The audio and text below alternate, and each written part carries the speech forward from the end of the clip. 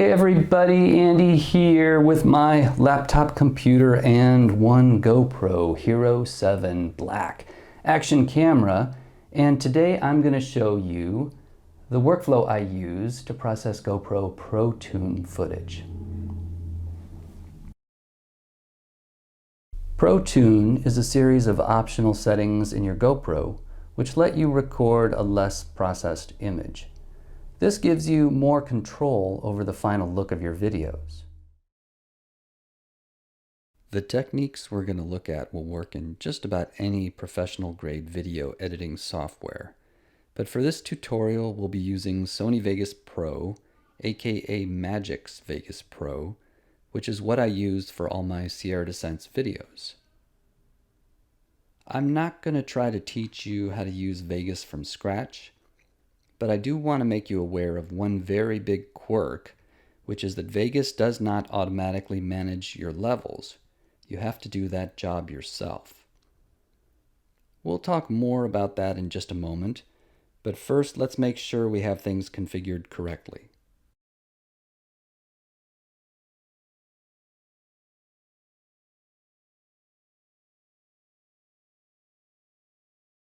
Okay, if you don't see any of the windows we have open here, just go to View, Window, and there they are right there. You can enable or disable those as needed. So here's our scopes window. We want this Studio RGB box unchecked. If that is checked, make sure it's unchecked. In our Options, Preferences, Preview Device, we want to make sure that Adjust Levels from Studio to Computer is unchecked also, and it is. Up here in our preview window, this selects how good of quality the preview is going to show you. Best Full uses the most amount of processing capability. If you have a powerful computer, I recommend you use that setting. If that causes problems, you can switch down to these lower settings, half quarter, go to good, go to preview, but those are correspondingly poorer levels of preview. Now, file properties, let's look at that.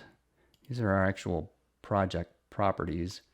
Make sure you're using 8-bit for your pixel format. Resolution rendering quality, I recommend good. Resample mode, make sure that's set to disable resample. So let's start by adding a GoPro clip to our timeline. I have some GoPro clips right here in the Explorer window. And I'm just going to grab that right there, drag it onto our timeline. And right away when we look at it, we can see that unprocessed GoPro Protune footage looks pretty much like crap. It's flat, it has sort of a weird orangey tint, it's lifeless, and obviously we're going to want to make that look a little better. So we're going to click on the Clips FX Properties button right there. That brings up our plugin chooser, and let's add these following plugins in order. We want Vegas Levels, and then we want Vegas Color Balance, then Color Curves, and Color Corrector Secondary. Those effects are the ones we're going to work with applied in order. We'll click OK. And the first one that comes up is Levels. Now remember how I told you that Vegas does not automatically manage levels? Well, it turns out this is a little bit more serious of a problem than you might realize, because right now our preview window is actually showing us an incorrect preview of this video footage. Let me repeat that. In terms of levels, the preview that we're seeing right now in Vegas is actually incorrect. If that seems kind of bonkers to you, it is. I agree 100%. It's crazy. It's insane. It is, however, how Vegas works. So if you're going to use this program, you have to know about it. You have to kind of understand it, and you have to deal with it. So let's go to our first plugin, which is Levels, And from this drop-down menu, we're going to select Studio RGB to Computer RGB. There we go. Notice as we do this, the image suddenly looks more contrasty. Now the preview window is accurately showing us what our video actually looks like. I'm going to toggle the effect on and off a few times, and you can watch and see how that affects the image. Notice also how it affects the scope's view. 100% would be the brightest possible white. 0 would be black. So that's indicating how this affects our levels numerically. All right. So I'm going to select back to default. This is once again the incorrect view. And what we're going to do is make this footage look the way we want it to look in our preview window. There are obvious advantages to doing things this way. The only real disadvantage is we have to remember to convert back to video levels via a final levels correction when we're ready to render and export. We'll handle that step at the end of this tutorial. So let's adjust our picture. We can use the waveform, and really what we're going to do is mostly want to use our eyes to get our blacks, our whites, and our overall density about where we want them. So here goes. Let's grab this input slider, and we're just going to drag it until we get kind of the right amount of black. I might look through my clip here and find a little bit better of a point to adjust. Let's get it somewhere where we have more black and white in the picture. There we go. There you can see your black right there. So let's back that off a little bit. We'll get black to kind of be what looks like black. And for white, I could make things whiter, but notice how that makes the snow kind of lose its detail. So I normally try to keep the snow kind of in the 80% range. I'm probably pretty happy with that right there. I'm going to consider that about where I want our levels. Now, if we go too far with any of these, it gets really obvious. Okay. So again, we just want to kind of make it look contrasty. We want to try to get those blacks and whites about where our eyes say they ought to be. And I'm going to leave that right about there. With our gamma slider here, we can target brightness and darkness overall, lightening or darkening the image. But in general, it's better to do that with the curves plugin. So for now, I double click that, set it back to 1, and I think we're done with our levels plugin. Okay, so now let's tackle that weird sort of orangey tint. Vegas has a number of tools for dealing with color correction, and to be honest, none of them are that fantastic. I think color balance does the best job, but it is a little tricky learning how to use it. So here's the color balance plugin, and the first thing we're going to do is uncheck preserve luminosity. If you need to make brightness adjustments after you do your color correction, I recommend you do it yourself using either the levels or the curves plugins. So here's how we're going to fix the color. We're going to drag these sliders individually back and forth until you start to see a tint in either direction. And then we're going to try to zero in on the midpoint. Here's what I mean. We'll start with red and watch how the image changes as I drag this slider. It's obviously tinting purpley in that direction, sort of weirdly blue in that direction. Now this is easier if you use a mouse, and I also recommend you press and hold the Control key when you're clicking. That gives you finer adjustment. So I'm just going to start dragging this and looking for the place where the tint seems to be on either end, and I'm going to look kind of in the middle, and when it seems like I've found the midpoint, that looks pretty good to me right there, I'm going to stop. I'm going to do the same thing with green. Start dragging and looking at the two tints, and you can kind of start to see where you're right in the middle. That looks pretty good to me. Let's take a look at blue. Same thing. Now we've got snow in our scene, so if anything, I'm going to want things to be a little bit bluish. But that looks pretty good to me right there. Now I recommend you create and save your own presets. Right here, my preset. I save that. You can use these for any GoPro clip shot under the same conditions as long as you're using the same Protune settings. So I've got some here. You can actually also just copy out these numbers that I've used. 0.81, 0.28, 001. Here's some of my other presets that I've created. Feel free to use any of these. But that's a pretty nice correction right there. Now let's move on to our curves adjustment. Curves is a powerful but potentially confusing plugin. For our purposes, we're just going to use it to add contrast and maybe tweak our overall image brightness if necessary. As the name implies, we use the Curves FX to draw an arbitrary curve, which changes how the brights and darks are mapped across the image's tonal range. So I'm going to double click right here on the upper third of the curves line, and I'm going to create another one right there in the bottom third. And now to boost our contrast, we're just going to grab these points and drag them up and down. That's creating a curve, kind of a gentle one, and as you can see in our preview, that's adding contrast to the image.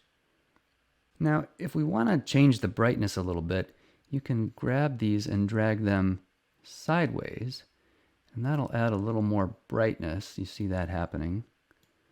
Same thing with this one. So I like that look. That's getting pretty close to a finished image for me. With curves, generally you probably want a more gentle rather than extreme adjustment.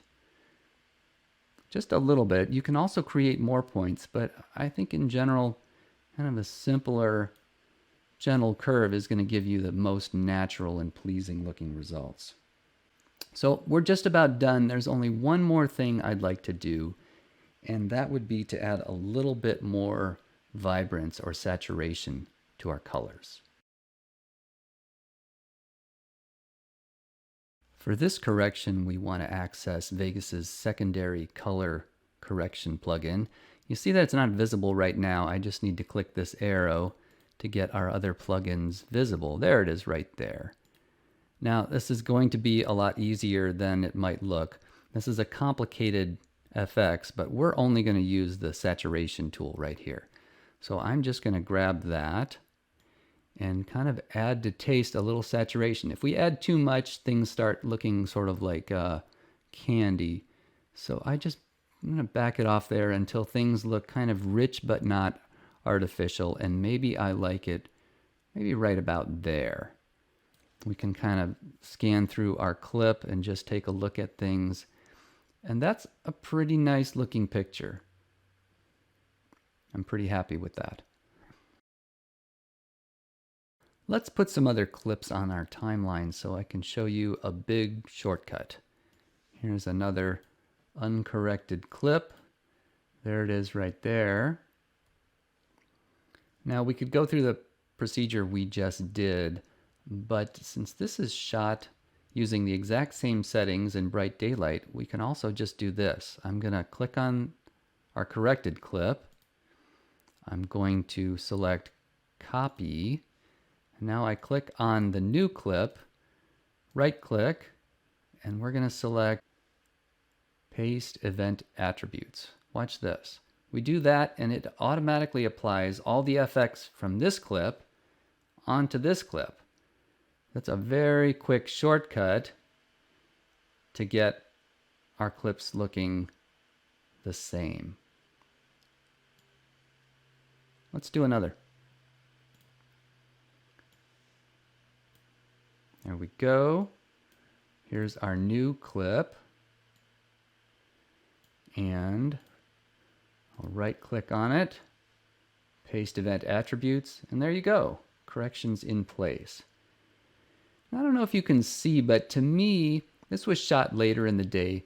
The snow's looking still a little teeny tiny bit orangey. So let's add one more plugin here. Let's add the Vegas color corrector. This is your traditional 3 wheels color corrector. It lets us target just the highs. I'm going to click on that eyedropper, click on the snow, and look at that, it just pulled out that orangey tint. We can fine tune it by dragging this around, and oh, that looks nice right there, doesn't it? Look how we pulled that white out. I'm sorry, that pink out of there. There it is. There we apply the FX. I'm really happy with that. That looks like a nice picture to me. I have one more clip I'd like us to look at. Let's put this one on the timeline. It's a shot at Mammoth Mountain in a storm. So now we no longer have bright sun. And obviously those settings we used for our sunny clips aren't going to work so well for us. So let's go back. We're going to add Vegas levels and color balance. Now, if you notice, there's not much contrast in this scene, but there shouldn't be much contrast in this scene. Everything should be kind of gray. There probably isn't a true white or a true black in our picture. And if we tried to make everything black and white, things would start looking kind of artificial. It actually sort of dehazes what was a very stormy day, completely destroys the character of the scene. So this is one of those cases where, again, you want to use your eyes, and I probably just want to add a tiny bit of contrast via our levels to preserve the look of the scene. And then as far as color balance goes, this daylight balance might still work. Yeah, I'm still pretty much happy with that. So it's important that we do kind of tailor things to match the character of the scene. I always want to be looking at the scene, thinking about how it ought to look, not just use the numbers, but use our eyes. That's important. And that's it. We're ready to export now. Remember, because Vegas does not automatically manage levels, we have to manually convert our timeline footage back to video levels for export. That's easy. We're just going to go to the master video bus right here, click that FX, add our Vegas levels, and now we're going to convert from computer to studio. You can see that the preview changed, but now we're ready to render. You can go File, Render As, and from the render window, choose one of your, I recommend these MP4. The Sony AVC presets are all nice. If you need 4K, you'd be using Magix AVC.